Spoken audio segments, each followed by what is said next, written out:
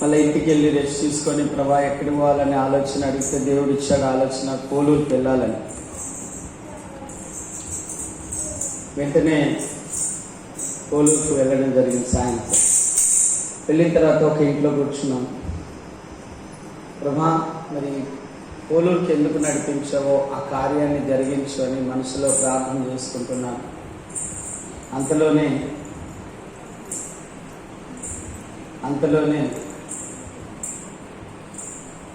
ఒక అక్క వచ్చి కూర్చోయింది. ఆమె సమస్యలన్నీ కూడా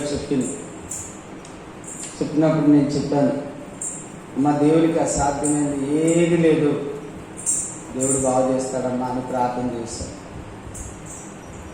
అయితే ఆ ఇంటి ఒక అక్క లేదన్న వాళ్ళ ఇంటికి వెళ్ళాలి, చాలా సమస్యల్లో ఉన్నారని పోయినా.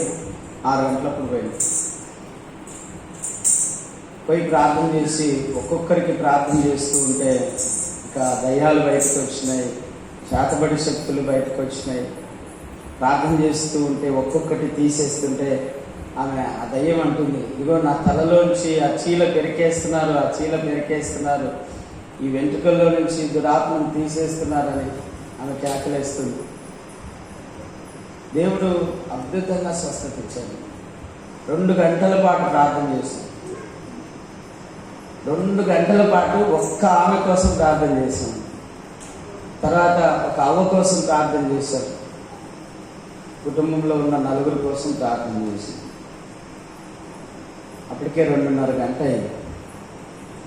అంటే దేవుడు నాకు అనిపిస్తుంది ఇది మొత్తం విడిచిపోయేంత వరకు ప్రార్థన చేయాలి. రాత్రి ఎంతైనా పర్వాలేదు, ఇంటికి పోవాల్సిన అవసరం కూడా ఏం లేదు. రాత్రి ఎంతైనా ప్రార్థన చేద్దామనిపించింది. కానీ తొందరలోనే వెళ్ళిపోయింది. ఒక 2:30 గంటల కల్లా అన్ని దయాలన్నీ వెళ్ళిపోయినాయి.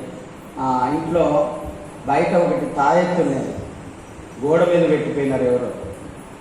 అది కూడా తీసినాం. దేవుని ఆత్మ ద్వారా అది కట్టగట్టి వచ్చేటప్పుడు ఏట్లో వేసి వచ్చినాం. నిజంగా దేవుడు అద్భుతమైన ఆశ్చర్యమైన కార్యాలు చేసే దేవుడు ఆయన.